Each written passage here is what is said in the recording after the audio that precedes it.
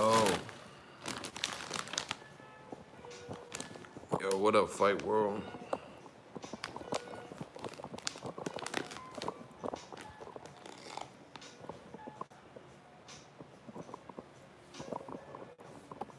We working.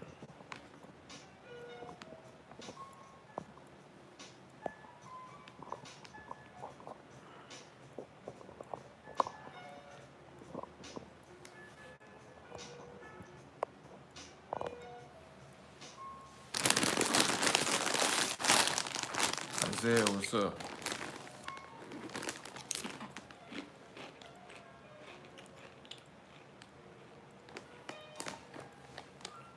Starving. Been running errands in Brooklyn.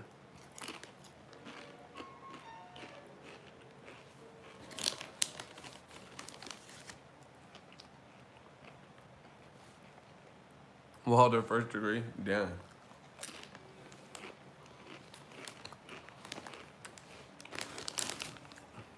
Dominic Brazil, his defense ain't really there. Unless Virgil Hunter in the camp can fix it.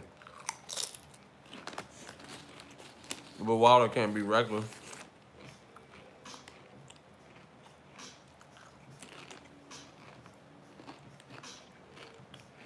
You gotta respect Brazil's 6'7", 250 plus, former Olympian.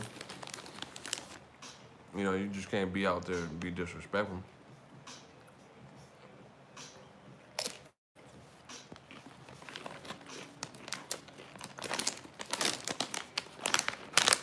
But it's even more interesting because it's personal. Because the two don't like each other.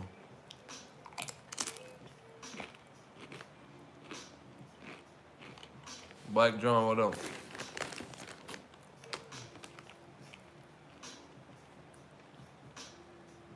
Trying to get some food in.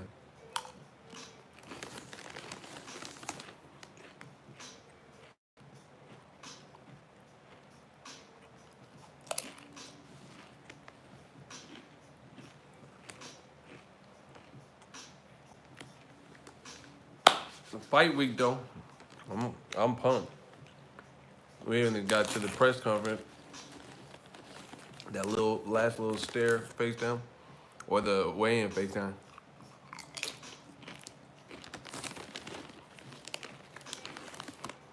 I'm lit for the part. That's why I said people hate. Wilder be bringing excitement back.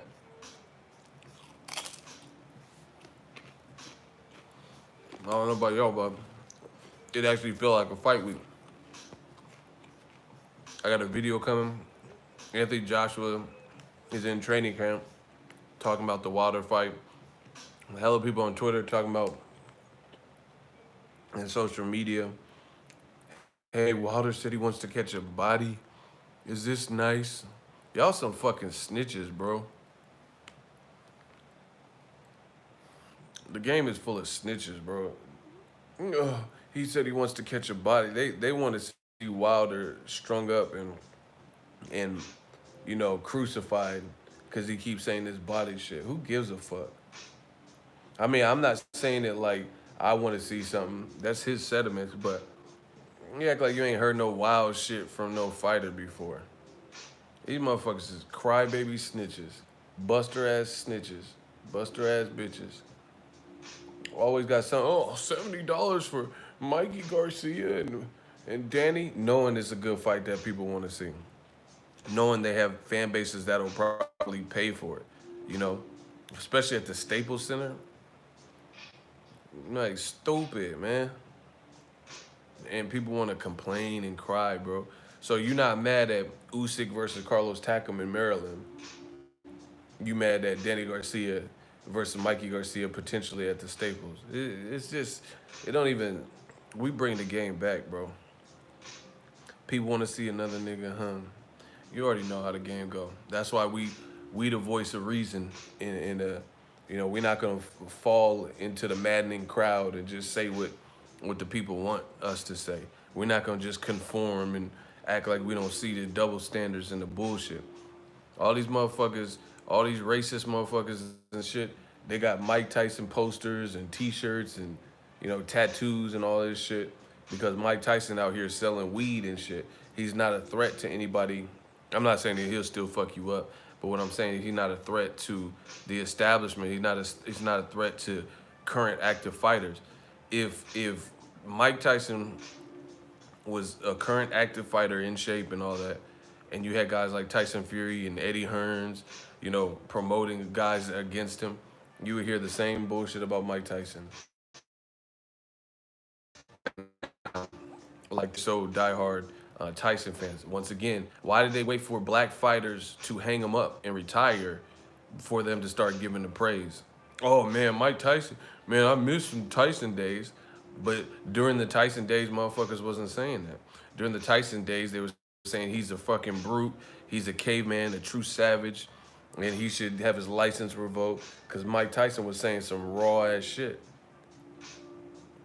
I hate these like goody two shoe fake ass fans, man. I hate it. Like Eminem on Renegade said.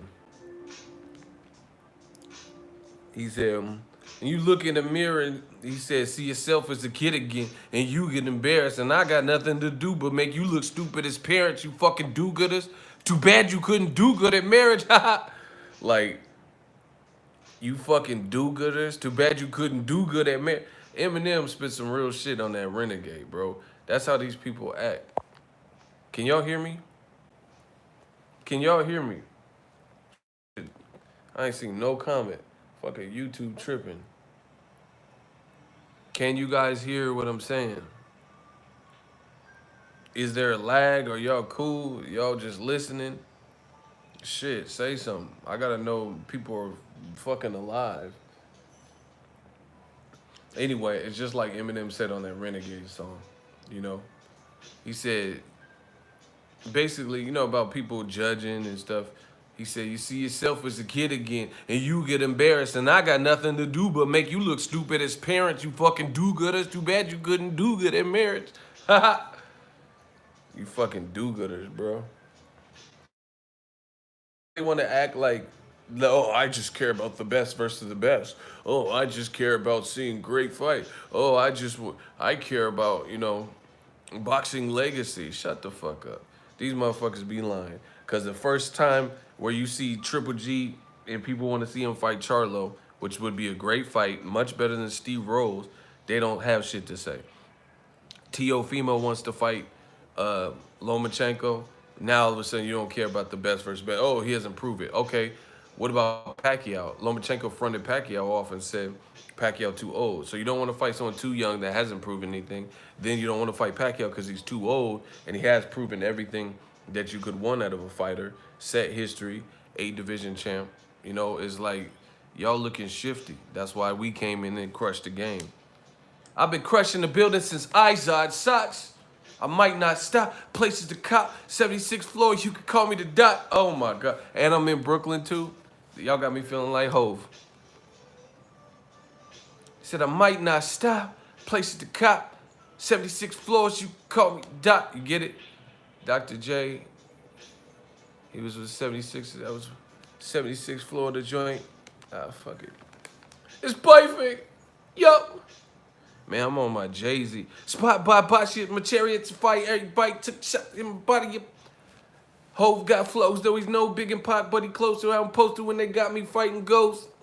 Media metal, niggas who you settled. Oh my gosh. Everybody want to be Bobby now. To be Bobby then, you got to be Bobby now. Bro, that man said, everybody want to be Bobby Brown. To be Bobby then, you got to be Bobby now. Shout out to Hove. I'm actually where he from, too. I'm in Bedford-Stuyvesant, the livest one. Foes be ducking when Big be bucking. Yeah. These fake ass do-gooder. Exactly. Shout out to my dude. I actually said the person ain't ready. Man, shut the fuck. Like Broner. I like Broner's personality. I see why he be talking shit. Cause he shut that soft ass shit up. Shut that soft ass shit. Yo, shut that soft ass shit up, bro. Yo, he say somebody ain't ready and shit.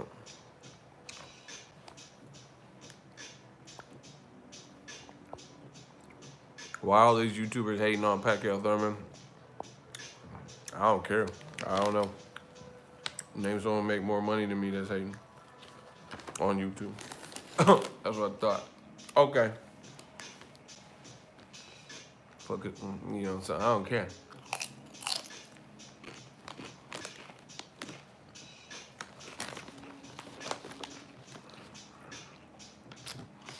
You know what's funny? There's like a tribalism in boxing or whatever. And people like pick sides. Motherfuckers be picking sides and don't get no benefit from it. Eddie Hearn don't be fucking with you. Like, he don't be giving you no exclusive, dropping off no packs. You know what I'm saying? Motherfuckers be like, oh yeah, you love Deontay Wilder. You know, whatever. But at the very least, Deontay Wilder still giving my channel a drop, saying, yeah, man, I watch Boxing Ego. I'm so frustrated. So it's just funny how that worked. You know, with that old media shit, they be doing all this shit to like, oh yeah, Lomachenko's #1 pound for pound, saying all this shit. Lomachenko don't fuck with you. Loma ain't giving you no exclusive content. He ain't giving you no drops.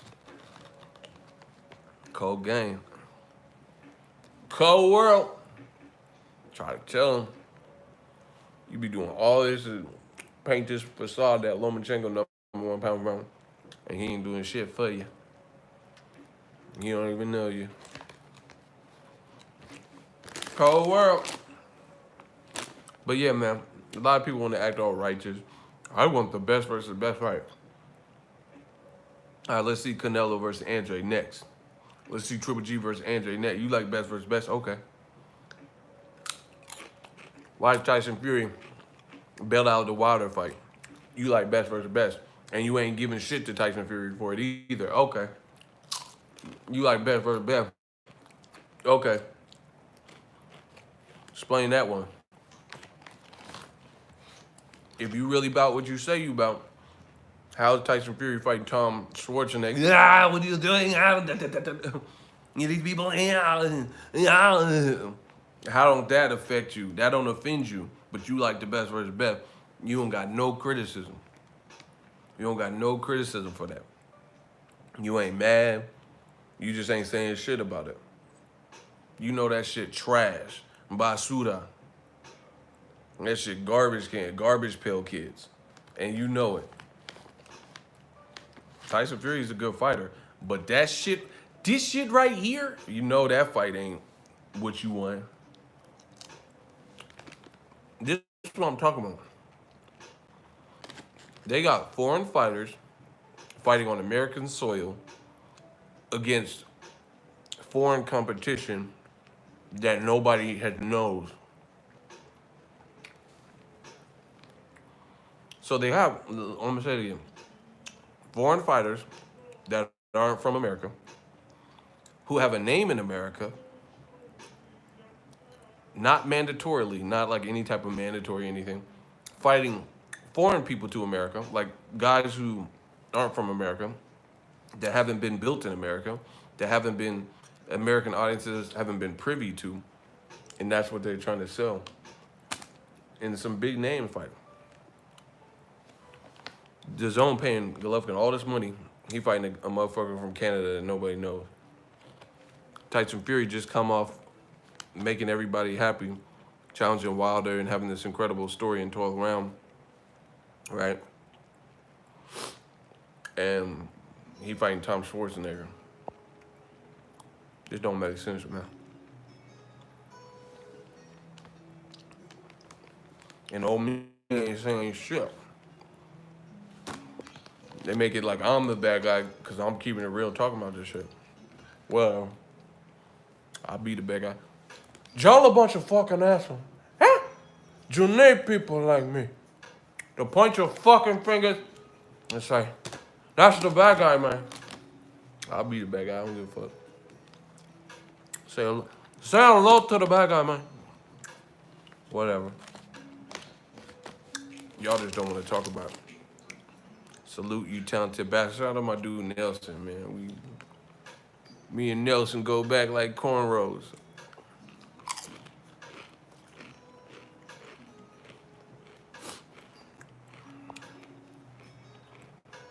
Yeah, smash the like button.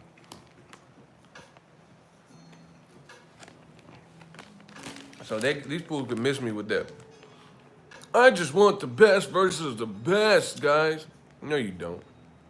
Because if you wanted that, you would be consistent about it. You wouldn't just be like, oh, why is Mikey versus Danny Garcia? Listen, this is how I know these dudes are full of shit. Out of all the problems in boxing, in fights that aren't having Joshua Wilder, Tyson Fury bailing on the Wilder rematch, you know, Lomachenko, Luke Campbell, and other fights that we don't probably care about. Out of all these things, you don't say nothing about that. You know, questions about Canelo and DAZN and their spending habits and Canelo's numbers returning lower than what we expect from Canelo in a good fight. You don't care about none of that, but you care about the Charlos, you know, saying this or Wilder say he want to catch a body. And stop it, bro. We know what this shit is about. And your biggest concern, Mikey Garcia, Danny Garcia, being on pay-per-view. Y'all don't even try to make it believable. At all. And it ain't believable.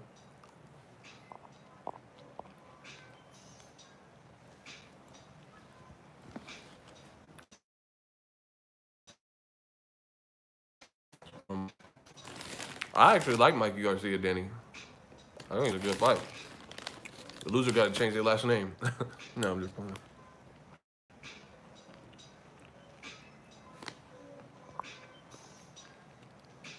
Shout out to Cham.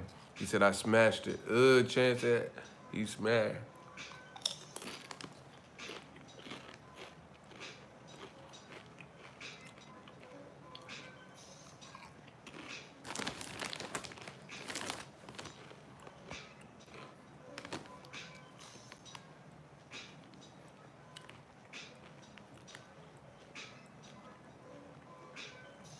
And the argument's weak.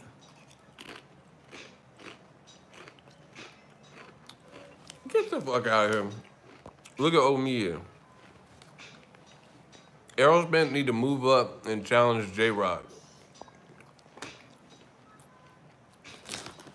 You in the hot seat, bruh. Why you gotta do that? Why is Errol Spence gotta move up? Because he beat the fuck out of Mikey? Why?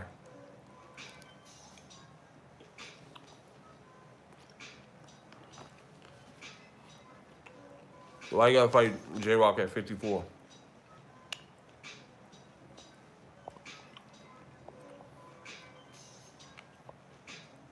Bowless, whatever fuck your name. Why he gotta fight? Motherfuckers still mad at Errol Spence versus Mikey and shit. I see it. Exactly, they could do a catchweight. Why would the champion do a catchweight? I'm about to block all y'all motherfuckers. Why would the champion do a catchweight where he can't defend his belt? Hey, block this Chan motherfucker for saying that. Who else wants some? So, yeah, he should be at a catchweight.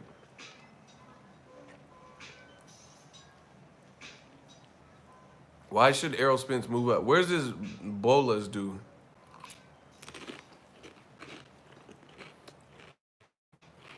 Because they're scared of Spence beating their fighter. Yeah. Yeah. No one wants to see Porter. Block this motherfucker. That's all you got? I thought you were going to come with it. Block him. No one wants... I want to see Porter, motherfucker. You going to say I'm nobody? More people know me than you in this boxing game. What you talking about? Nobody wants to see it. I want to see it, motherfucker. I want to see it. Block boiling crab, whatever the fuck his name is, bro. That was easy. Easy work! Bro, they're hating on Errol Spence because that boy good. That boy good. And because he beat the fuck out of Mikey for 12 rounds. And Mikey was like, I see something. Yeah, we see something too, motherfucker. You gonna see it in March or whenever they fought. So they trying to get revenge and come on, man. I'm not. Let's just keep it a stack, bro. That's why you ain't heard as many people clamoring for Canelo Errol Spence until he beat Mikey. And then now that like drudged it up. You know, Oscar's time. I'm not talking about that dumb shit, bro. Just show me a contract. Like, I'll wait for Mike Coppinger to be like, sources say Canelo's negotiating with what's the name? They mad because Mikey say I see something and he didn't see shit. That's what they're mad at in the comment section, bro.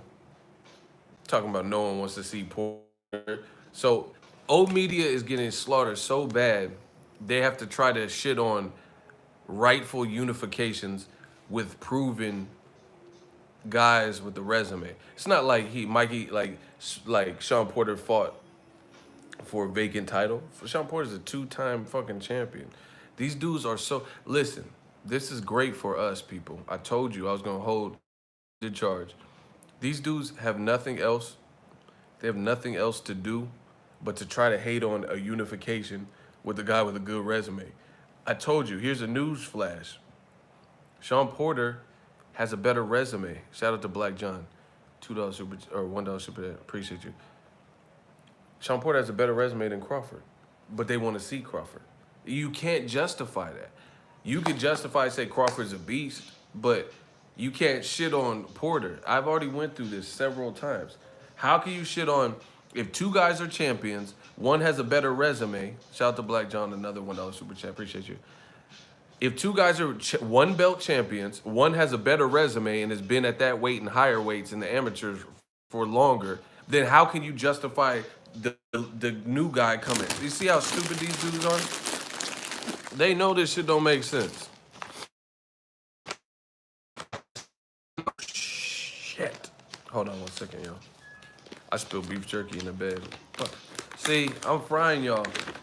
I just gave this shit is too easy, so I gave myself a mess to clean up. God damn it. I got beef jerky in the bed, man. See, y'all made me spill.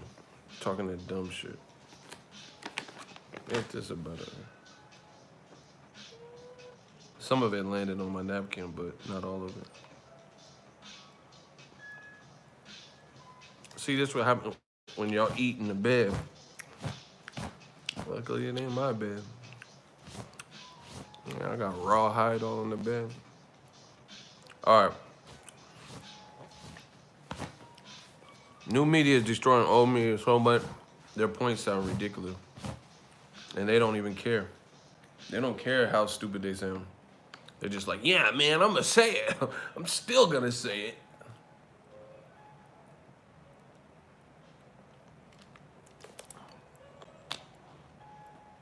Okay. Let me break this down. Like a bleezy. Let's break it down. Sean Porter fought at 165 as an amateur. Fact. Sean Porter as an amateur beat guys like Usyk, you know, guys who were probably even bigger than him back then. Usyk, Demetrius Andrade, Edwin Rodriguez, etc. He's a two-time welterweight champion with a better resume than Terrence Crawford. Crawford is a dog, Crawford is a beast, but since Crawford hasn't been in that division, he was handling business at 35 and 40, becoming undisputed. He's recently moved and acquired a belt, and he did so by beating Jeff Horn, who, in my opinion, lost to Pacquiao and shouldn't have been a champion anyway, but they gave it to him, whatever. And, you know, I still give Crawford credit because he made the fight look easy against a guy who's big and awkward. Pacquiao didn't make the fight look that easy. Despite me thinking Pacquiao won the fight, it wasn't easy. Crawford moved up 7 pounds, dogged the man. So I give Crawford props for it. That was his first fight. Second fight was Jose Benavidez, and people made up these excuses about he got injured in the leg. I gave Crawford credit for that. But, you know, this is a former 140-pounder as well. Had a little bit of time off, came back with some, like, low-level wins, and that's what it was. And then he fought Amir Khan, who's been stopped several times. Most people at this point figured Khan would lose, but we thought, you know, we watched it to see if it's an entertaining matchup because Khan is generally hard to outbox. Crawford passed that to flying colors, but it ended kind of funky because I believe Amir Khan quit. So that's just the reality of it. Versus Sean Porter, he fought Julio Diaz, had a draw, and then he avenged that. He fought Keith Thurman, arguably beat him. The crowd in Barclays were even booing Keith Thurman at the time. He fought Danny Garcia, beat him close. He, barely grazed by Ugas. Fought Broner and beat him 11 rounds out of 12, basically, or a majority of the rounds. Right? He took the title from Devin Alexander. He steamrolled Paulie Malignaggi. Like, what the fuck are we even talking about, bro? He beat the guys like the Eric Bonet. So stop Paulie Malignaggi. Was too much for Broner. I mean, there's no comparison at all. So there's absolutely nothing you can say with reasonable, like with a reasonable argument, where two one belt champions, you could say what you personally like to see, but you can't shit on one fight for the other. That don't even make sense, bro. You could say, hey, I prefer the Crawford versus Spence matchup, but to say, oh, nobody wants to see Spence, just stop it, bro. We're destroying old media, and it's sad because they, you know what I'm saying? They're trying to, they see what's happening, and they see old media is losing its voice, and, a lot of these dudes happen to hate PBC, and they see PBC is growing and gaining its steam. So what they're doing is they're just lashing out. That's all they can do. You have, okay, so Top Rank just announced agreements have been made for Jose Benavidez, who's coming off a loss, versus Luis Collazo. Personally, I don't think it's a bad action fight, but it's not that meaningful. That's not the most meaningful. And Collazo's my guy. Shout out to him. I'm in his neck of the woods right now. But, it's not the most meaningful fight. So you mad at Sean Porter Spence unification, but there's no other promoter putting on better welterweight fights right now. So explain that.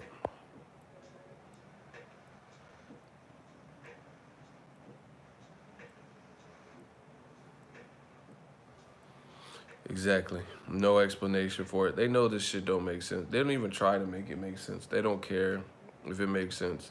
They just want to say ridiculous things and throw shit on the wall and hope it sticks, but new media is here. Oh, yeah, Kell Brook versus Sean Porter. That's another one. Kell Brook got a good jab. What do you mean, how did he beat Porter? He must be a newbie. Kell Brook's a good fighter. Especially at that time, he's undefeated. And he's big. It was an awkward fight. So, once again, I want to see Crawford Spence too, but I can't shit on a more accomplished guy at that division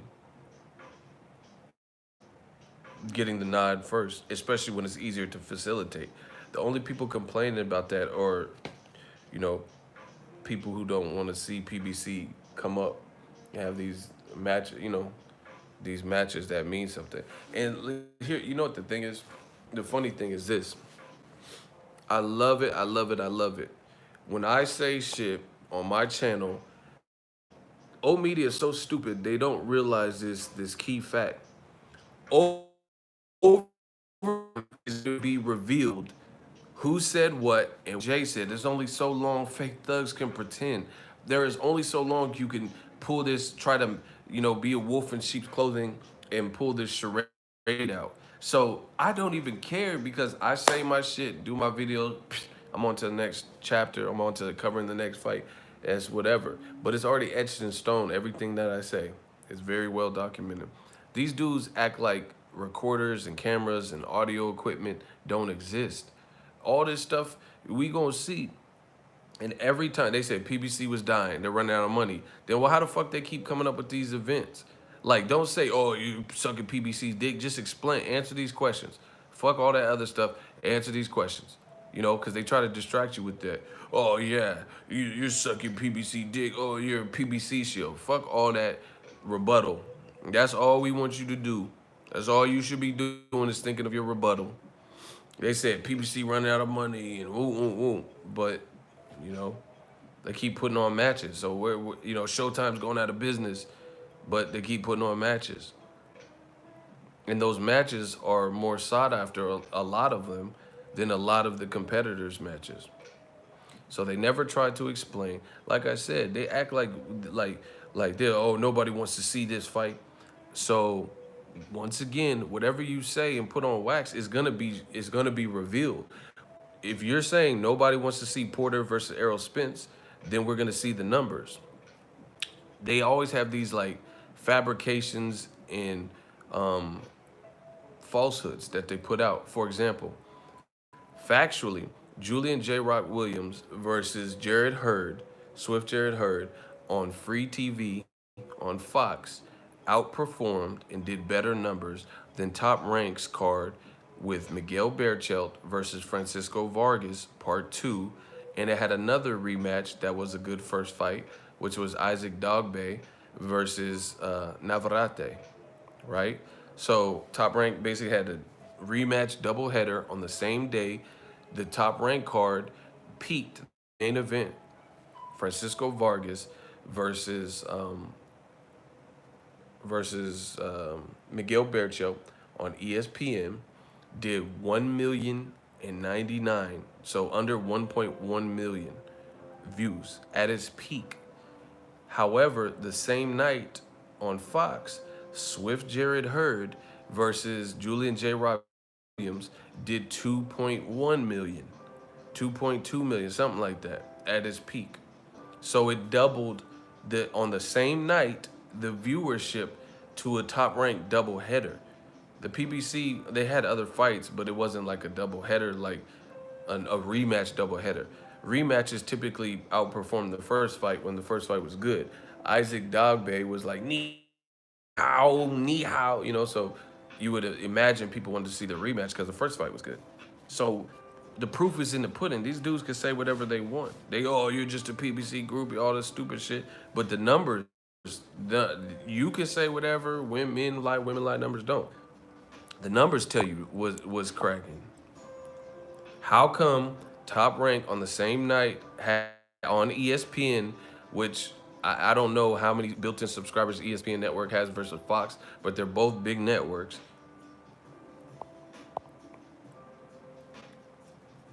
Yeah, they're better than Canelo Jacobs numbers. Canelo Jacobs was 600,000. That you can't compare free TV the same exact way to a paid app. So I'm not. That's why I don't. Dog bait got dog. You right? That motherfucker got stopped. Knee how my ass, motherfucker. What you talking about? Knee how? You need to switch that to ow, motherfucker. That ain't no knee how or whatever you talking about. Oh ow, because he was dealing with you. But anyway, no, I don't want to dog base a small dude. He just got worked 2 times. He talking about moving up the next division. So if he's that small, why the fuck he moving up? Anywho, those are factual numbers that came out. How come J. Rock Williams versus Jared Hurd basically doubled the number of Francisco Vargas, Miguel Berchelt? Sanchez said was some bullshit. Remember last year, before the reported Canelo versus Golovkin 2, Abel Sanchez, when he was still training Golovkin, made an inappropriate, unwarranted, non-factual statement where he said black fighters fight in a style that is unappealing to the fans because it makes them harder to market, which I knew was bullshit then, and I told you it was bullshit then, but even more proof.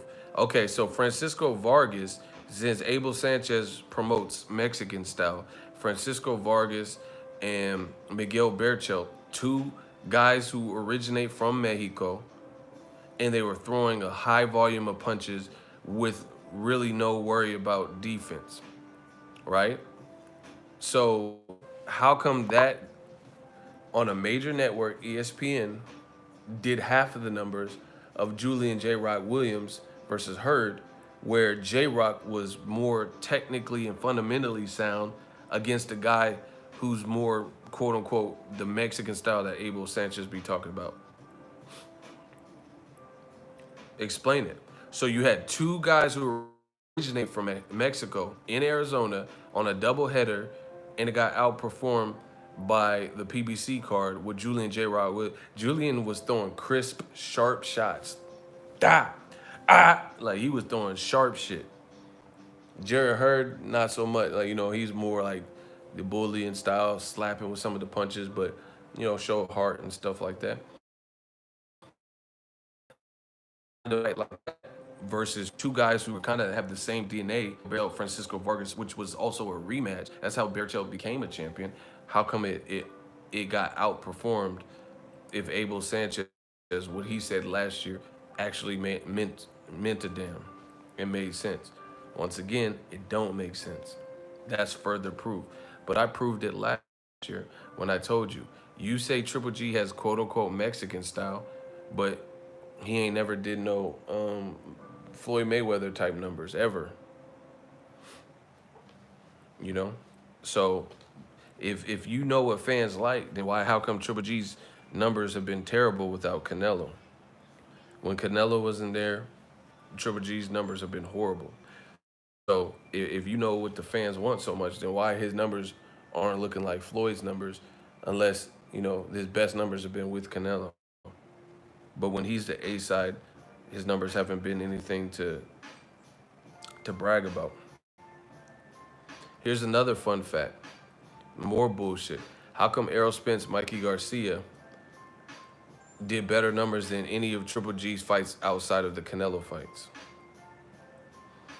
How come Broner Pacquiao did better numbers? Wilder Fury did better numbers. All those fights on PBC pay-per-view did better than Triple G on pay-per-view, except for his Canelo fights. And we have to understand that was a Canelo. He was the A side, clearly.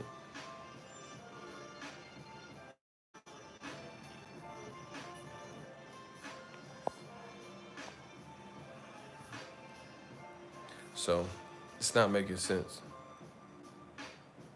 at all. You guys make that make sense. They know it's not making sense.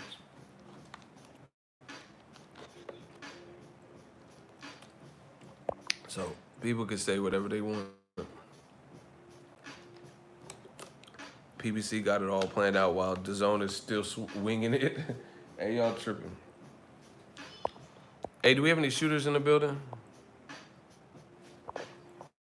We got any shooters?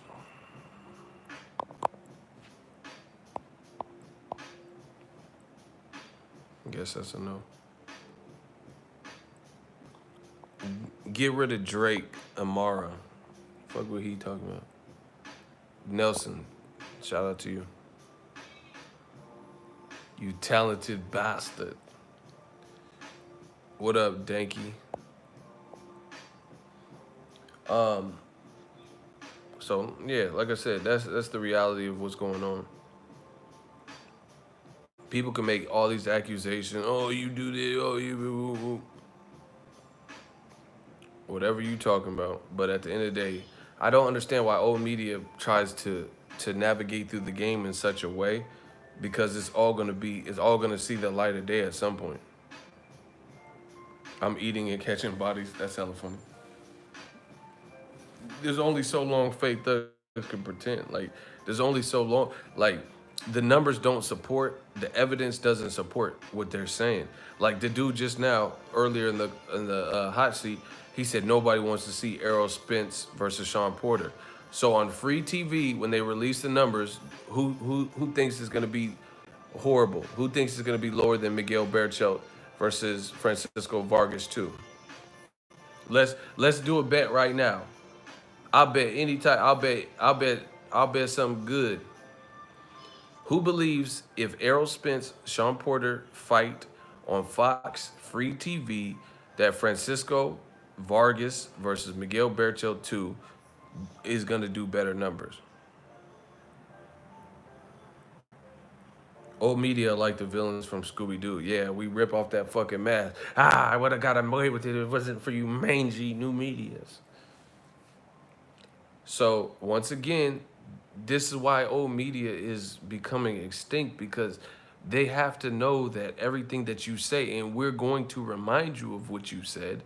So what you say can and will be used against you in the court of new media. So it's not that long. Spence said he's not fighting in August. I don't know when they're trying to make the fight, maybe September. I don't know. However, When the fight happens, we're not gonna forget what you said 3 months ago. If nobody wants to see Sean Porter versus Errol Spence, then surely an all action style fight, which happens to be a rematch, like Francisco Vargas, Miguel Berchelt, which was a title fight, right? And that's how he got the title. How come that didn't do on a network like ESPN, didn't do bigger than 1 million? It don't make sense what they saying, and y'all know it. Is Porter Spence going down? I don't know. We have to wait for the announcement. I think it will, but it's boxing. You already know what's gonna happen, and then old media gonna be looking dusty and stupid, and then they're just gonna skip to the next thing. You know, it's a wrap. I'm trying to tell you, like, just your best bet is to conform, even if you don't want to. Like, Bob Arum's been promoting Tyson Fury heavy, like with his words. He's saying Tyson Fury is gonna be the same level American star as George Foreman. No, the hell he's not, bruh. What are you talking about? He don't. Foreman was denting the heavy bag, knocking people the fuck out. They don't even fight like, you know what I'm saying? So like, off rip, those are different fighters, different fights, different personalities, different times. What are you talking about? You're gonna be like Foreman. Foreman don't got shit to do with Tyson Fury. Both fighting style, personality. Unless Tyson Fury's trying to come out with the Fury grill or some shit. That's the only similarity that I really see. You know what I'm saying? Like, people just saying whatever. He said, "Oh, all Americans gonna get behind Tyson Fury." Americans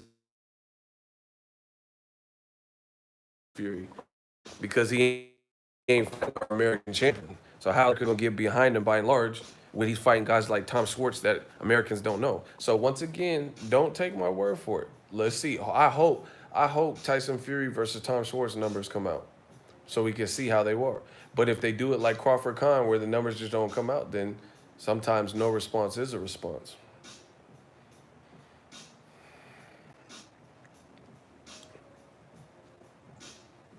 You know what I'm saying? So, see, what's happening is, like, I'm noticing some of the networks and some of the older promoters, like, that have been in the game.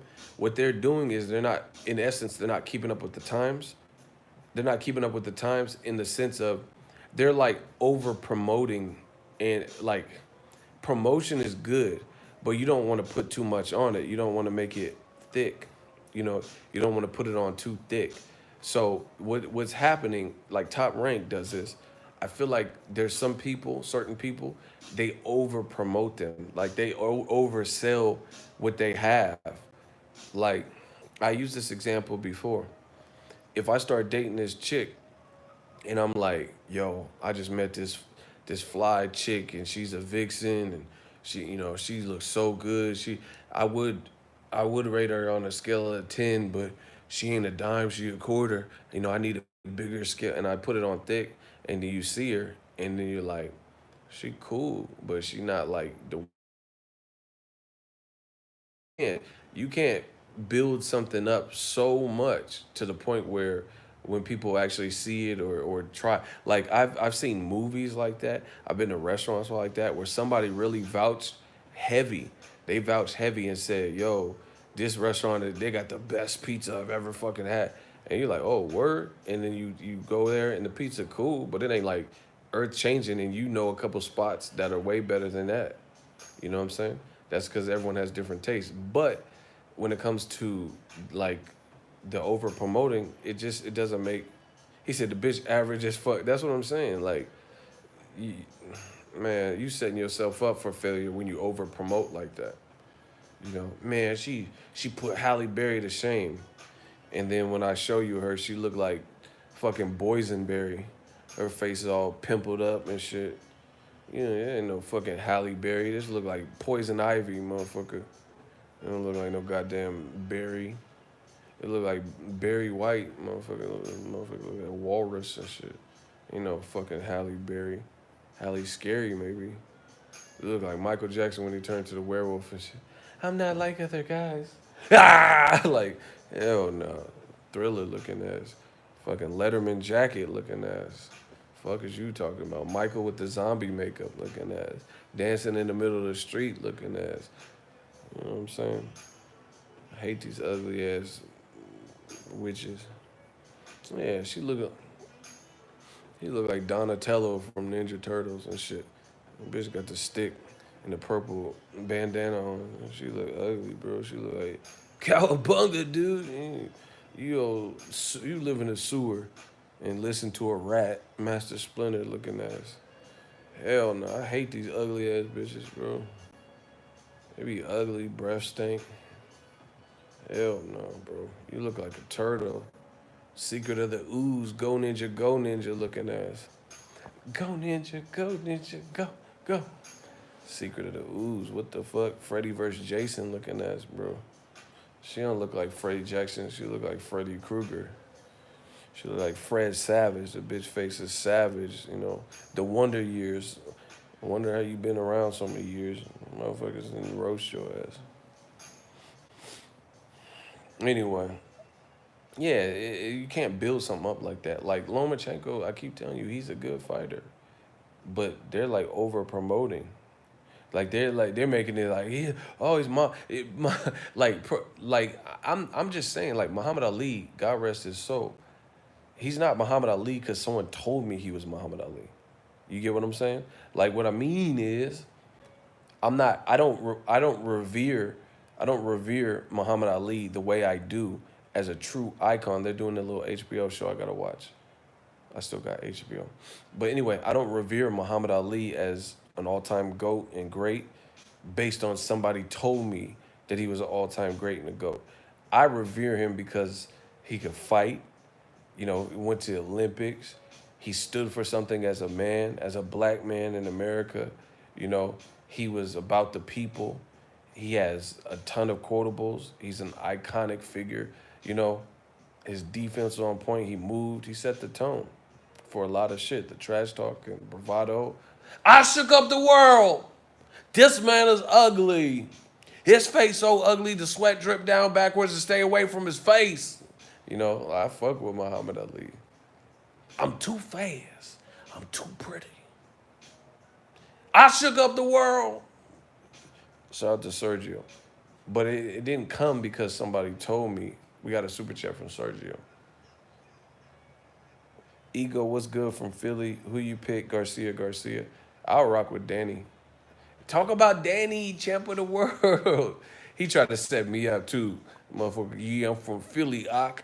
Who the fuck you picking? Danny or don't try to y'all try to set me up to see if I pick because you're a Philly fighter. He tried to set me up. You see that? He said, I'm from Philly. He made sure he said that too. No, I'm just playing. Yeah, Bay Area traffic is ass, bro. It'd be horrible. Danny might get a bed. You think Mikey puts Danny to sleep? Nah, hell no. Danny got a chin, bro. You tripping. Ronald Finkley, you tripping. Unless I read that wrong. But if you think Danny going to sleep, AB got tarnished. Ego, I don't even know what that means. I know what tarnished means, but I don't understand the context, how he got tarnished or whatever. Mikey frauded people, hard-earned money against Spence. All that talk they were gonna knock out Spence. Get the fuck. I mean, that you sound like Bob Arum and shit, bro. You can't say, because if that's the case, then everybody who took bad losses frauded some money. The fucking Canelo's a fraud then, if that's what we playing, because he called out Mayweather for 2 years and didn't do shit with him. So, I mean, if that's the game we playing, there's a lot of people you got to add to that list. Jared Hurd versus J-Rock, he didn't do much of anything either.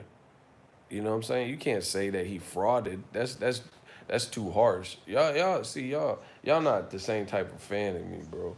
Y'all not even realistic. Canelo ain't do shit. You ain't gonna do shit, like Mayweather say. He didn't do shit versus Floyd. Like, actually, it was to the point where Canelo was on the ropes in one of them round 9 or some shit, and Mayweather was like, it looked like he paused because I thought Canelo was really trying to bait him into doing something, and then like try to catch him off the ropes or something. And Mayweather started fucking him up. He paused for a minute to see, what was good. Then he started hitting him with sweeping rights and poking at his stomach and opening him up. Then he was hit him with another sweeping right, then a left hook. Then he went up the middle and busted his head up. Like Mayweather was fucking him up, bro. So you can't say that someone defrauded the public. It's easier from the outside looking in till you get in there with somebody. You know what I'm saying? Bermain Stavern, he was saying, "I will kill you." Yeah, he was screaming at Wilder too in the second fight I'm talking about, and we know how that played out. I mean, it's different when you get in there. You get hit with some hard shit or whatever. Cotto definitely did better versus Floyd. That's why styles make fight.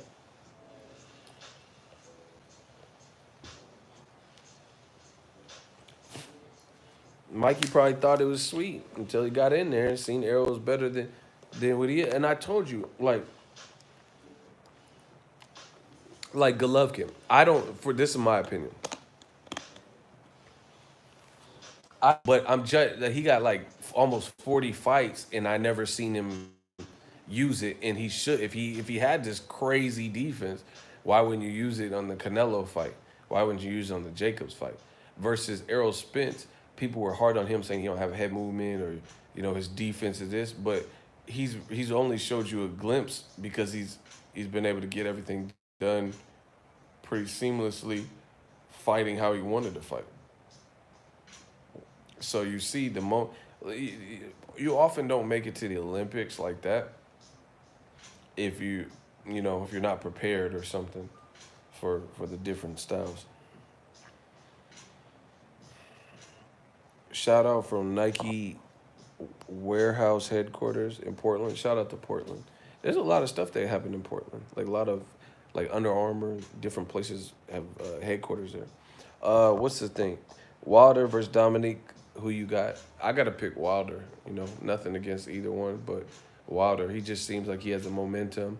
It's bigger for Wilder. He knows what he has to do. He looks in shape. He looks like he packed on a lot of size, but I don't think he packed on size to the point where, like, there's different levels.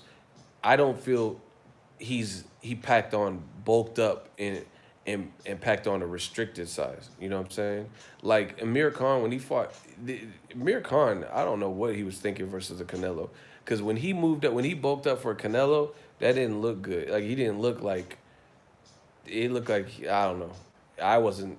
I don't think he looked great. I thought he looked better versus Terrence Crawford and Collazo at the weigh-in than when he fought Canelo. It's like same thing with Jose Cito Lopez when he fought Canelo. It's a science. You got to move up the right way. I thought Mikey looked pretty cool. Versus Errol Spence, but anyway, Wilder put on some pounds, but I don't think it's going to restrict him. I think he'll still have his explosiveness, his speed, and those types of things, his athleticism. I don't think he's going to fatigue. It's still a natural weight. If he started getting like 255 or something with his frame, then that'll probably wear him down. But he already knows he has power. He's just putting on a little bit of size. So I just think Wilder has the momentum. He getting $100 million offers. He's getting more attention and spotlight than ever. And, I think he's going to play it safe. I think he's not play it safe like that, but I'm saying he knows he has to go what he has to do. So I think he's going to play it safe. What I mean is like training camp. I'm sure he didn't cut no corners. You get what I'm saying? He knows this. He's in the big leagues now. He's getting, like I said, more attention than normal and stuff. And if he wants this to continue, he's gonna have to do it. There is an element. There is an element of danger just because Dominic Brazil's 6'7", outweighs him. So if Wilder's going too hype off of emotion and stuff, that's a big guy. You could get hit with something and you don't see and get stunned or whatever. But you know what see, and this is sad. This is sad because Tyson Fury's talking all this about I'm the lineal champ and Gypsy King and making it sound like everyone else is beneath him. But Wilder, to me, put it in, not just Wilder, all the other top heavyweights that have scheduled fights are all in tougher fights than Fury. I think Dillian White versus Oscar Rivas, stylistically, that's a tougher fight than Tom Schwartz. I think Wilder versus Brazil, and I think Andy Ruiz for Joshua. So Tyson Fury is literally he's talking the most, and he's literally in the weakest fight out of the bunch. Literally. Tom Schwartz, no. And then Tyson Fury is doing recent interviews, and he has the audacity to say that Tom Schwartz is about the same as Ruiz and in Brazil. No, the fuck he ain't, bro. Because nobody's even seen Tom Schwartz at any remotely close to world level type of competition. You lying, bruh. I don't care what nobody said. That's a flat out lie. You talking about short? Because even if he's, put it this way, even if he's good, which I don't know what the fuck he is, just like Steve Rose, I don't know. I seen them both on YouTube and I wasn't impressed. But you know, maybe they're fucking phenoms or some shit. But either way, they haven't fought anybody remotely close to top level world names to even know how good they are. So they're just gonna have to go into these fights and just prove their greatness. And that's always a gamble. I'd rather like Mikey Garcia versus Errol Spence. I'd rather a fight like that. Yes, he was at a weight deficit, but I know how good Mikey is. Tom Schwartz, we don't know shit about him, and he looked wild as fuck. And he's shorter than Tyson Fury, you know. So yeah, and don't ever compare Tom Schwartz to Andy Ruiz. We've seen Andy Ruiz challenge for a title and lose only to split decision versus Joseph Parker, someone that Joshua fought. And I thought Andy Ruiz won it. I got to watch it again. I never really watched it again. But, yeah. Yeah, Tyson Fury talking about Tom Schwartz's equivalent. Same thing with Brazil. Brazil's an Olympian. What Olympics did Tom Schwartz go to? He went to the German Olympics or something. He represented Germany. You know, so you can't compare. Tom Schwartz ain't 6'7". Brazil is. Tom Schwartz don't. Like I said, he's not 6'7". And Brazil been in there with some real ones. You know, that African dude or whatever, Izuki, him. He sparred with Dominic Brazil. He had a pro fight with Anthony Joshua despite losing, pretty much every round. He still fought the man. And it took, 7, 8 rounds or whatever for Joshua to stop him. He still showed heart in that fight. Don't ever compare these other dudes. Carlos Negron's Olympian. And then Bob Arum trying to convince people that Tyson Fury is about to be a household name. See, it's to the point where your words ain't gonna do it anymore. You know what I'm saying? Your word, people ain't just gonna listen. Oh yeah, Tyson Fury's a huge American star. That's not how that works. That's what I'm saying. That's like almost a archaic way of promoting and thinking. You think you just say it now. That's with social media and Snapchat and all this other shit. That's not gonna work. That's not gonna fly. You're not gonna just be able to say who's gonna be a star and then people just, oh yeah, because you said it. Like they've been comparing Muhammad Ali. Look at that's what I'm saying. Like people got to keep up with the times. Bob Arum been comparing Lomachenko to Muhammad Ali for how long? Nobody who's really reciting that. You know what I'm saying? Who's really going around saying Lomachenko is the outside of, Bob Arum? And his numbers aren't reflecting it. He's the next Muhammad Ali. You can't give him numbers. You get what I'm saying? Like you can't give him mass appeal. That's not how that works.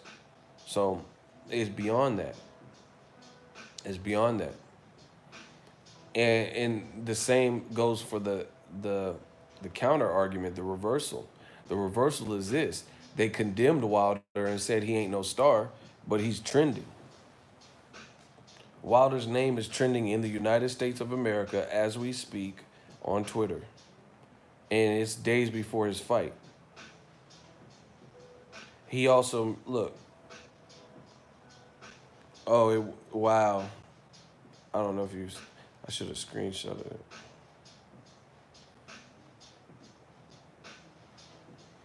It just refreshed. Hold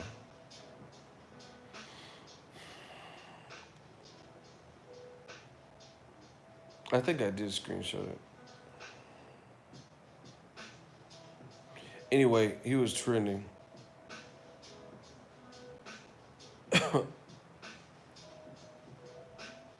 Actually, I did screenshot it.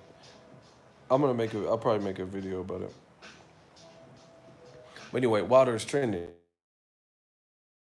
That's what I'm saying. You can't fabricate that.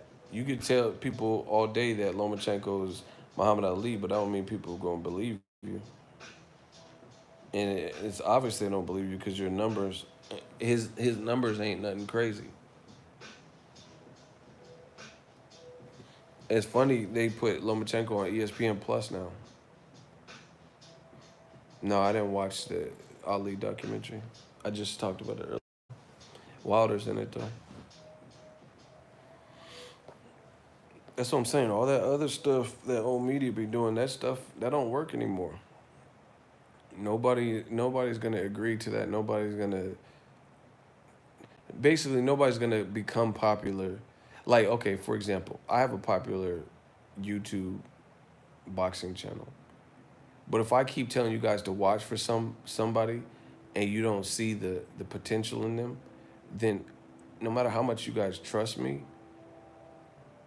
you're not gonna just ride with that. You get what I'm saying? Like, I'm telling you guys to watch out for Anui. He's raw. But if Anui start putting out horrible numbers or bad performances, you're not gonna just because I told you to watch for Anui and you watch him and don't see nothing special. If anything, y'all come back talking shit to me.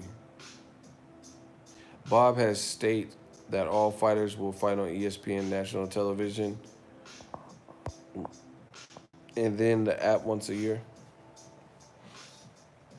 Well, it doesn't. Where's the Lomachenko Corolla numbers? Since everyone's gonna fight on the app, where are the numbers to it?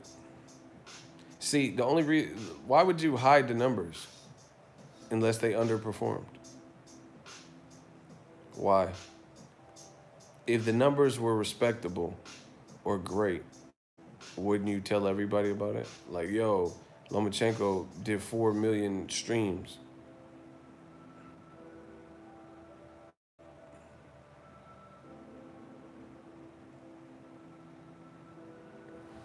So, like I said, the thing is actions speak louder than words. You could say Tyson Fury is going to be an American star, but making him into an American star is something different. I told you everything goes through new media, you know, and people for so long have tried to outcast Wilder. I think it's because he's a dark-skinned black man in America, and he has like kind of hood tendencies. So they don't that alone is off-putting to some people. You get what I'm saying? Because he's unapologetically himself, country, and he talks his talk. I want to catch a body so bad. Dominique Brazil, you might be the one. Off with his head. When my brother hit you in that hotel lobby, I seen you drop. You did drop like a bag of rocks, like a sack of potatoes. And my brother he weighed 190. But you dealing with the real one. Now you got big brother, you know? I don't think they like that. They don't like how Wilder just be, just unapologetically himself. Fury is an acquired taste. I don't believe he'll resonate with the U.S. Bad investment, in my opinion. Yeah, he's an acquired taste. And see, if you really, this is all fact. Go look it up on Google. His opinions on the world, he says, like, he's talked about homosexuality in weird ways, and he made some comments that's not definitely in America with the BLTs or whatever. That's not gonna fly well. The comments that he made about like homosexuals over in the UK, about Klitschko being a Satanist or satanic Satan worshiper and devil worshiper and all this shit. That stuff's not gonna go well. And even like these companies they just be doing whatever. Like they just think they can set the tone, but it's a new generation, you know. It's a new generation, it's a new way of doing things. Like people now, a lot of people get their information from me, from YouTube. You know, that's how they consume their content. So when they want to see what's popping in boxing, they come to me. They come to YouTube to see what's good. You know, people don't get newsprint and order magazines like they once did, especially paperback magazines. It's a whole new world out there. A whole new world. And I'm Aladdin. It's a whole new world. It's different. So that you have to keep up with the times, and you got to keep up with the times to the point where your methods, even if they were tried and tested, that don't mean they're tried and tested for the current modern times. Even myself, I'm not you know I'm not exempt from this rule. If my channel, when I first started, that YouTube algorithm is brazy. Do that shit's changed a lot. YouTube's changed a lot. So if I don't incorporate some of the new metrics that YouTube's looking at, then how can I have success on the platform? I couldn't. I got to make adjustments. You know, so I'm not just saying this arbitrarily. That's anybody. If you don't evolve, I always say it. If you don't evolve, you become extinct, like the dinosaurs. And like what Bob Arum and Top Rank, they still, you know, signed a lot of people and promote a lot of top talent. But there are portions of Bob Arum's method, you know, methods to conquering the competition that simply won't work in this modern era. Like you being on a pay-per-view that 150 people, around 150 people watch, 1,000 people watch Crawford Khan, and just telling people to not support Al Heyman and patronize his events. That will not work. Ain't nobody finna listen to you. If Mikey's fighting Danny, I don't give a fuck who said what, I'm watching it. If Spence fights Errol Spence, if Errol Spence fights Sean Porter, I don't give a fuck who talking about what. I'm gonna watch it. If Top Rank put on a slamming card, I'm gonna watch it. If DAZN put on a slamming card, I'm gonna watch it. Ain't nobody gonna tell me what to watch. My parents don't even tell me what to watch. What I look like listening to Arum. You know, if Arum told y'all not to watch Game of Thrones or Power, y'all mean to tell me you would cancel it? You know, don't watch Narcos. Ain't nobody finna do no dumb shit. I pay for Netflix. You know what I'm saying? Actually, I don't. My parents do. I'm on their account. But even if I did, you know what I'm saying? Like, don't watch Narcos and you're just not going to pay. Or you're not going to watch it because someone told you to.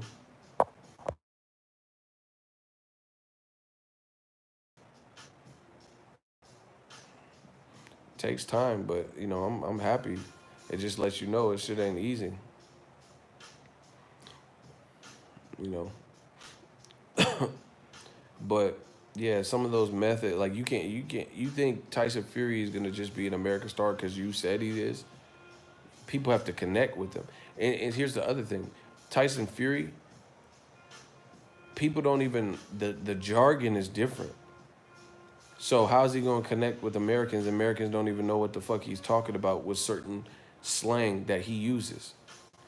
Like Deontay Wilder's a boom. He's a wooden top. He's a dosser. We don't talk like that. So motherfuckers don't even know what a dosser is to get that. Wilder is from America, so by and large, he's using just regular slang within the American. Like, if he's like, oh my gosh, this Saturday is finna be lit, you would know what he's talking about. Everyone knows what lit is, you know, or most people. Or if he says, I want to kill a man so bad, I'm like Cypress Hill, it doesn't really take anything. He's not using like secret Alabama words that only Alabamans know. You know what I'm saying? Tyson Fury's talking like, oh yeah, chat shit get buying and taking a piss. Like taking a piss to Americans means you peeing on some bushes. We don't talk like that. We don't say, oh, he's taking the piss. Chat shit get buying. You know, you're a proper wank. We don't say those types of things. So that's another thing. Cultural differences. Like even the Conor McGregor. Conor McGregor, he's for the most part, he's talking like American shit, damn near to me. Like he kind of like a culture vulture and adopted like American shit talking more so than anything. Ego introducing my 6-year-old to this takeover. Shout out to you, man. So it's just different. It's just different levels. You can't just tell us Tyson Fury is going to be a star. You got to make him one.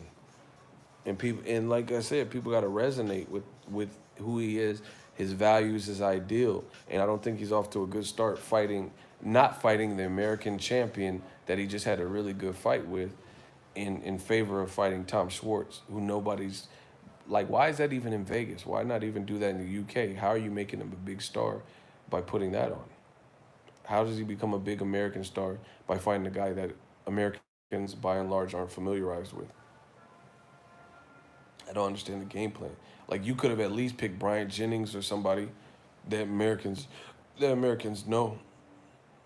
You know, at least people know who Bryant Jennings, who's with Top Rank. At least they know who he is. You know, so I don't really get that concept, but hey, it's Top Rank's investment. And like I said, people can say whatever they want, but the proof is in the pudding.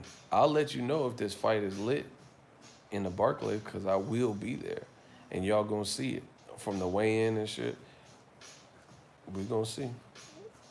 But to me, this fight does feel like a fight week. It feels like a fight week, not just because I'm here. He said I'm black from the waist down, Conor McGregor. That's what I'm saying. He talking like American shit, bro. I like Conor's trash talk. But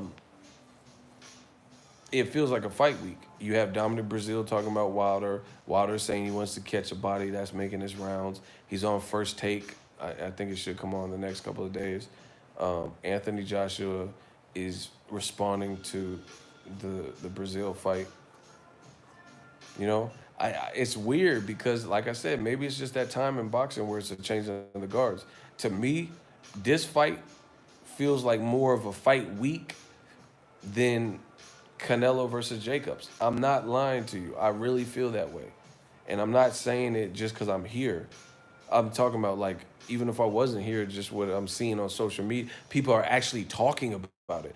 I feel like the week of the fight, I didn't really hear many people talking about Canelo Jacobs. I'm not lying to you. I'm being dead serious.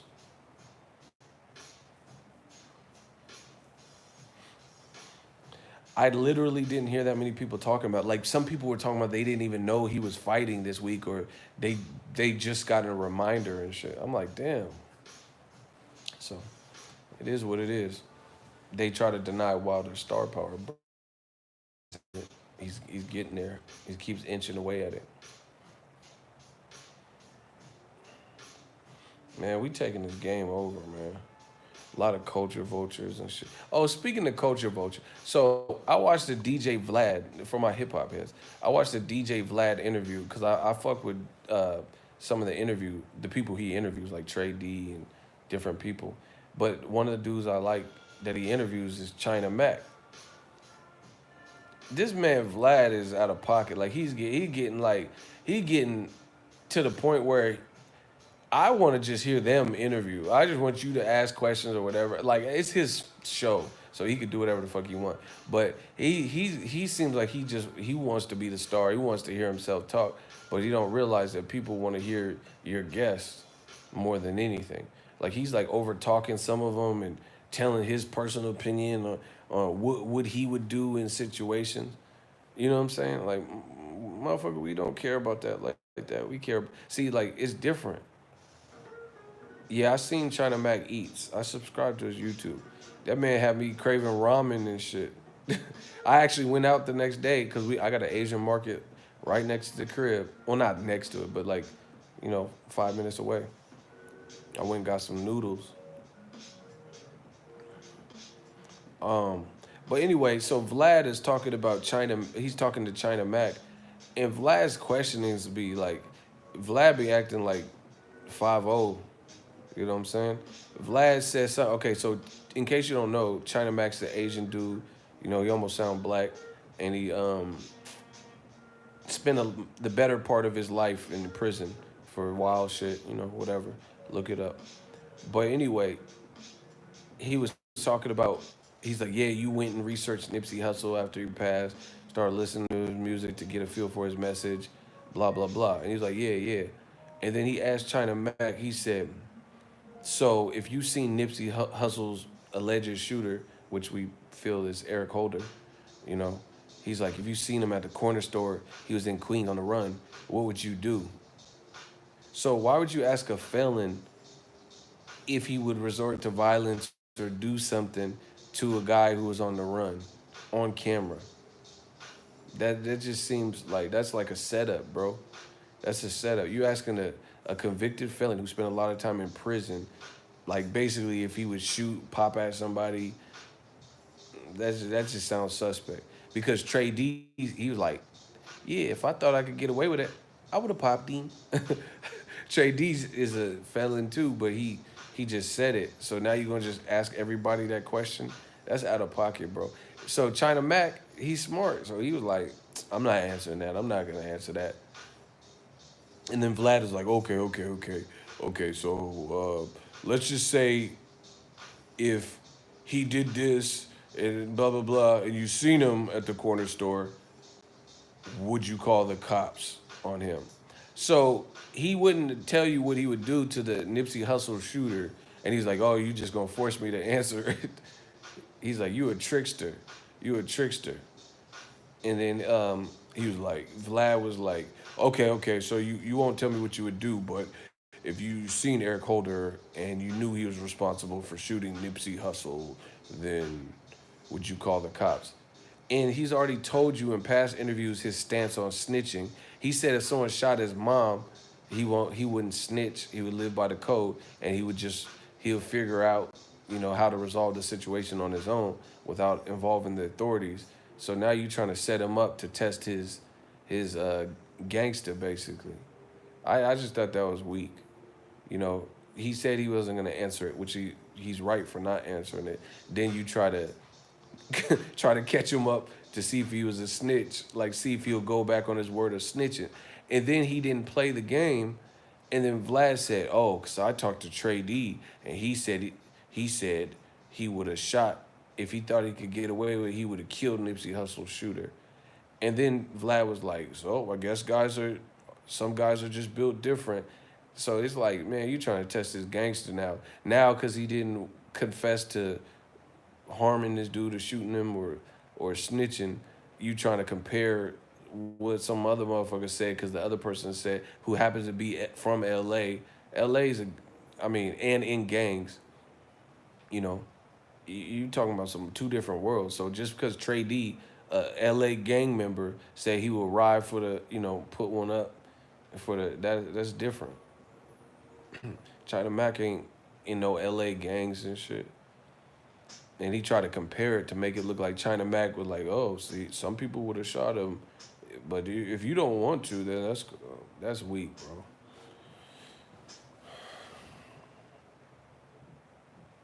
Why won't NBA YoungBoy do a Vlad interview? Yeah, man, he be wilding with them. He be like, yeah, so like it'd be like real life, dudes be still mess with the streets and on some gangster shit, and Vlad be like, they were like, yeah, no ratting. Where I'm from, you can't rat. And he was like, all right, so let's just say somebody raped and shot your mom and sister in the face. Like, you doing too fucking much, bro. They raped them both in front of you, and then they got away, and you knew who it was, and there was a phone, and 911 was dialed. Would you hit the other one and call the police? Like, bro, nobody playing these stupid ass scenarios. That's what, man, all these culture vultures. And one of the reasons why I brought this up as it pertains to boxing, because you see the same shit. You see the same shit. You see a lot of culture vulture type people, and you see people who are like so desperate to try to create the story that they start doing too much, asking these fighters all types of shit, like trying to force the fighter. I remember Charlo lashed out on a reporter because the guy was like, oh, did you think Wilder got exposed tonight? And he's like, nah, Wilder did his thing. And he's like, yeah, but you don't think he got a little exposed because Luis Ortiz had him hurt? And then Charlo was like, what the fuck? I just told you, stop asking me a question and then trying to answer this shit yourself, or I'm gonna stop answering your shit. He said, you, what the fuck do you think? And then Charlo flashed on the dude. Like, you know what I'm saying? You like people. I seen that too much in the boxing game. It's like people start reaching for. They're trying to get the illest clips and headlines. I see, bro. I don't have to do none of that. I don't give a fuck about none of that. Motherfucker. I'm ego. I'm boxing ego. Like I get views regardless. And my personality anyway won't allow me to do certain shit. Like you doing too much. And especially it'd be one thing if you, I guess, if you're on a level with someone, but these guys don't even know some of these people and they just walking up and asking crazy shit. You know what I'm saying? Like, and you could tell they doing it for like trying to get the illest headlines and stuff, bro. It's like unnecessary. That's what DJ Vlad be doing. Like China Mac already told you he ain't with the snitching shit, and then you're gonna keep asking him in several interviews like he forgot what his street codes or his integrity or what his values are. You keep asking, oh, if someone shot your mom in the face and you knew, what would you? Why play those games? Like I understand views and shit, but there has to be a line in the sand, bro. You asking people who have priors if they would commit felonies and shit. I remember. So you got to understand, dude probably has to check in, you know, as a parole officer or whatever, probation shit, because he got released. And then Vlad asked him, oh, yeah, so Tekashi's gang, Treyway, did you know any of them? Because you guys are both out of New York. Why you going to ask? You're not supposed to be around that. So why would you ask him on camera? See, listen, I blame the rappers. If you're not smart enough to see it, China Mac be playing it cool, so respects to him. But y'all gonna let this man get y'all fucking jammed up. I'm not saying I ain't a hater. I'm not saying don't do the show, but when it comes to all that like secondary hypothetical crap, man, you got priors and shit. I wouldn't answer none of that bullshit, bro. You gotta be smarter than that. You don't, bro. That's why these. Shout out to David Turner, $2 super chat. That's what cops' job is easier now, bro. Because motherfuckers be on live stream and got weapons and drug and lean in the back. You know, you don't think people see that? That isn't that how Kodak Black went away? He was on Facebook Live and they said he was endangering a child. There were weapons available and around, so they had a rightful cause to search his house. You know, you can't let. You got to be smarter than the game, bro. These people got felonies and shit, and then he's putting you in these hypothetical situations. Oh, would you shoot this person? Would you snitch? Would you do this? Would you ride for your gang? You know, all this extra shit. I can't do it, bro. That's why it would be a boring interview with me, because I wouldn't say nothing. Like, you know what I'm saying? Would you shoot? No comment. Would you? No comment. Like, I'll be like, Lil Wayne. You see that deposition Lil Wayne did? And the guy is like, is your name Dwayne Carter? I don't recall that. They're like, did you drop an album last year? I don't know. And everything Lil Wayne was being asked, he was like, I don't know. I don't recall. I don't recall that. I don't know. I don't recall. That shit was so funny. Wayne was not answering. They're like, is your name Dwayne Carter? I don't recall that. Lil Wayne was just everything they asked him in that deposition. That's how you're supposed to do it. That man Wayne wasn't answering shit. And then the guy's like, have you? And he's like, I don't recall. And he's like, you have to let him finish the question. He's like, I'm sorry, Your Honor. That was just my psychic ability.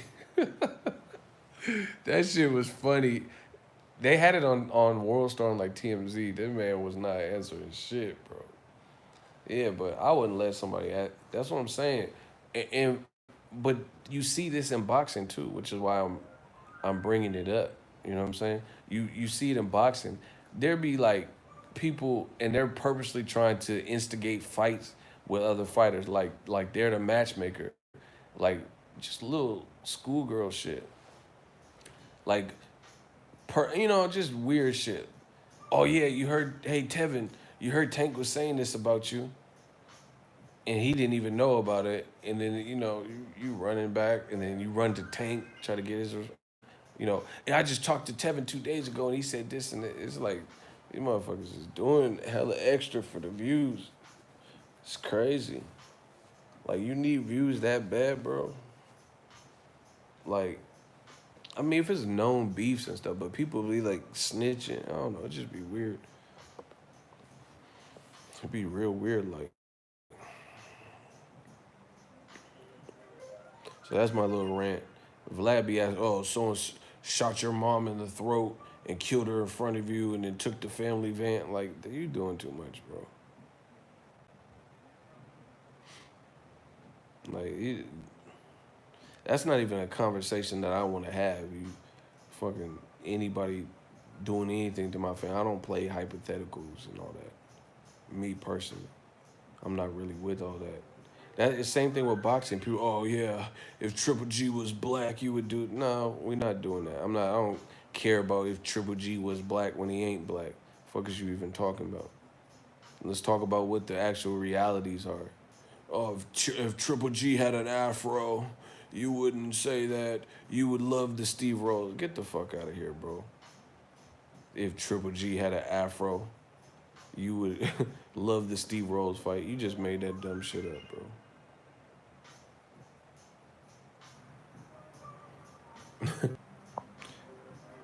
Yeah, all these dudes do is hypotheticals. Yeah, man, we just trying to do something different for this boxing game. Give back to the fans. Switch it up, do it different. Do it different one time. Some people just be doing too much.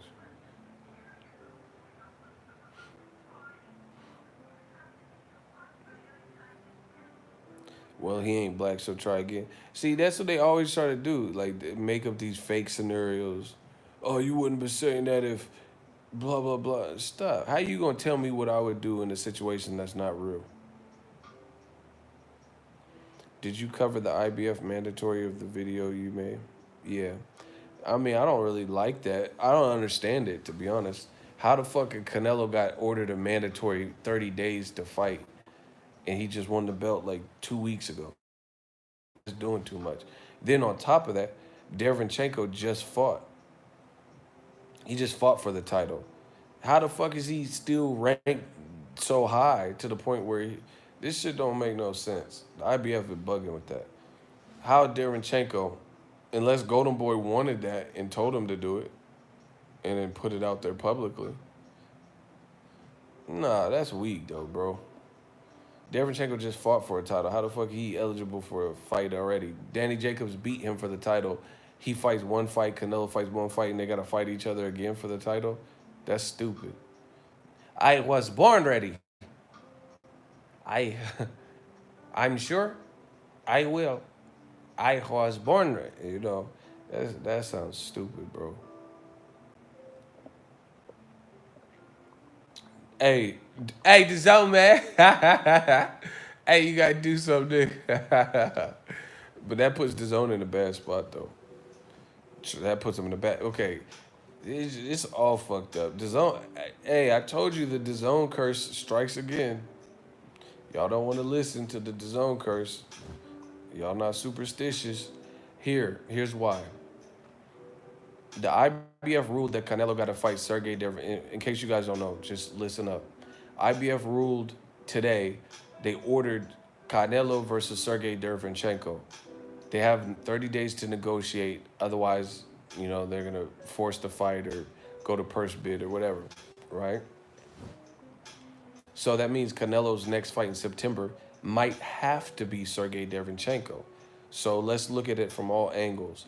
If Canelo fights Sergey Derevchenko on DAZN, that's not a big fight. I'm not talking about. I don't think it's a horrible fight. It's not like the worst fight. I would rather see Derevchenko and Canelo than Rocky Fielding Canelo. But DAZN needs long-time subscribers. They need hits. They need to hit up Drake and get some hits. They need hit fights. I don't feel like that's a big blockbuster hit fight. It's in the same vein as Luis Calazo versus Jose Benavidez. Not a bad fight, but it's not really a big fight, blockbuster big, right? Could be an action fight. Same thing with Joshua Ruiz. I don't think that's a horrible fight. It's not. I'd rather see Andy Ruiz Joshua than Carlos Takam Joshua, or even Kubrat Pulev versus Joshua. But it's still not a big fight. So that's what the deal is. So Joshua, Ruiz, Canelo, Derevchenko, I don't think these are blockbusters, and the zone needs blockbuster fights. So that fucks things up. So that's one angle. At it from multiple. I'm looking at it from multiple sides.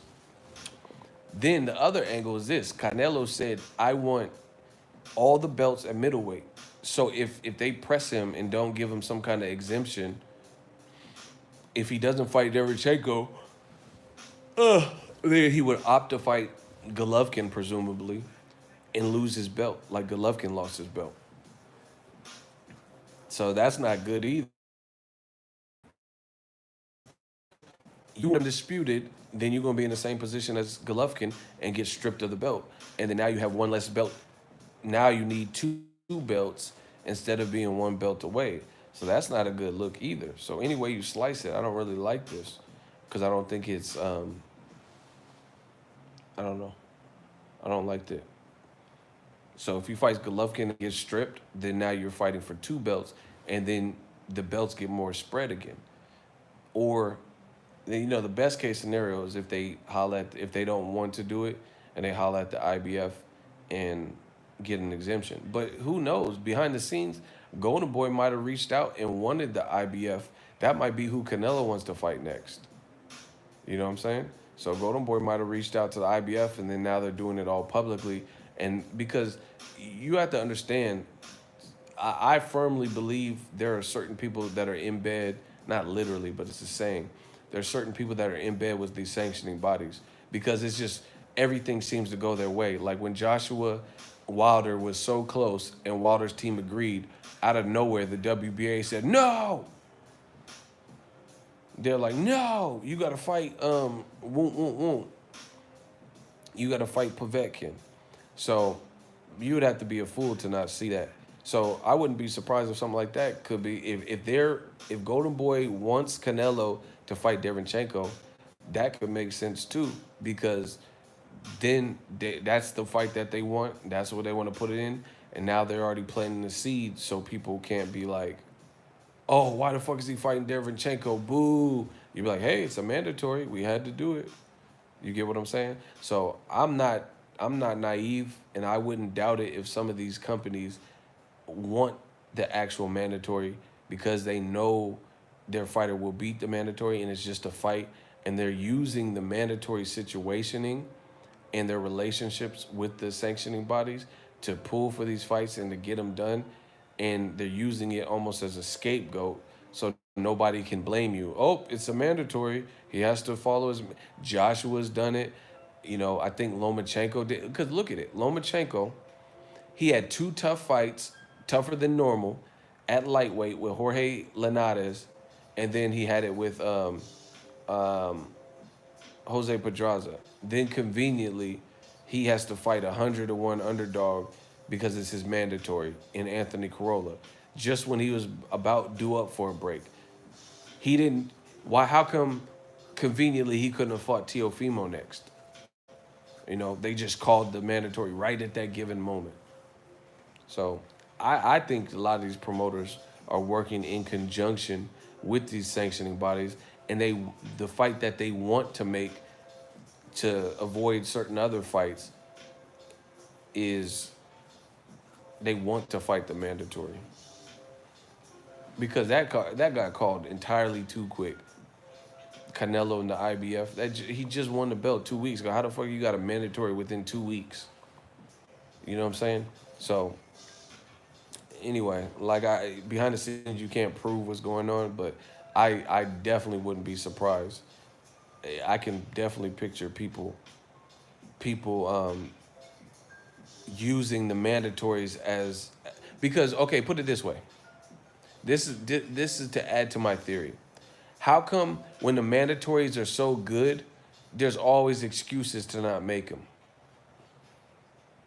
You know what I'm saying? Like when the mandatory is like a motherfucker we don't want to see, then when it's a mandatory we don't want to see, it's so easy and to get called and it's all so perfect. But then when the mandatory is actually a good person, we don't see it. Okay, so example, Errol Spence was Kell Brooks mandatory for hella long. And we all wanted to see Errol Spence get that shot. You know I did. All wanted to see Errol Spence get that shot, and it took forever for Kell Brook to fight Errol.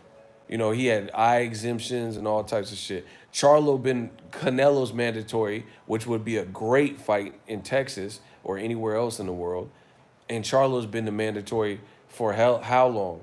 And that would be a great fight. But why Canelo ain't fight him? So that I don't believe it, bro. Because I like you have to. I don't trust boxing in that way. I don't trust it one bit because, like I said, it's all too convenient. Lomachenko versus Corolla fight nobody gives a fuck about, gets called and easily made and blah blah blah.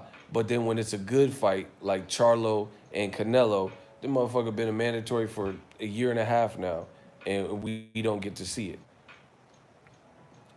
You know, I'm not buying it. I'm not buying it, bro. Sometimes we get to see it like JoJo Diaz, Gary Russell, Julian Williams versus Hurd. You know, sometimes it's good, but I'm talking about big fights where it's like a big fight that those mandatories never for. Is Canelo getting forced like this?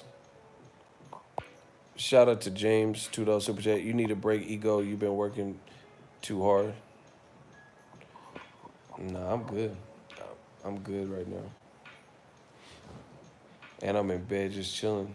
I'm gonna do my interviews like Tyson Fury. I'm gonna just be in bed and shit, bro. So yeah, man. I think there's more than meets the eye with a lot of these mandatories because, like I said, when it's always a mandatory that's not really a major, massive threat to the champion, those ones seem to get called more frequently than the ones we actually want, like Charlo. I want to see Charlo fight Triple G. I want to see Charlo fight Canelo, and he'll just be the mandatory and keep waiting and keep waiting and keep waiting. Then Canelo beat Jacobs for the IBF belt, and then within 2 weeks, he's getting ordered to fight Derenchenko. That seems suspect, bro. That seems real sus. Like I said, boxing has a lot of those coincidences. Oh, what a coinkydink. You know what I'm saying?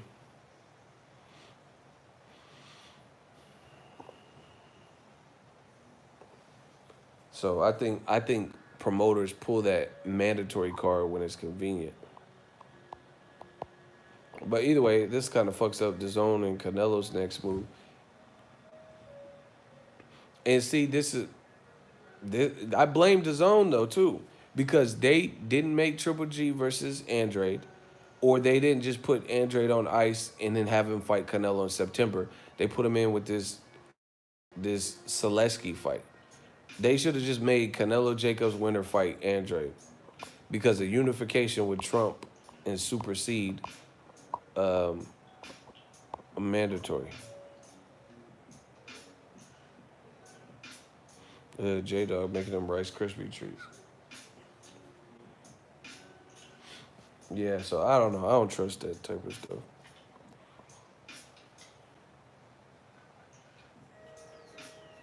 He could just drop the belt and say "fuck undisputed."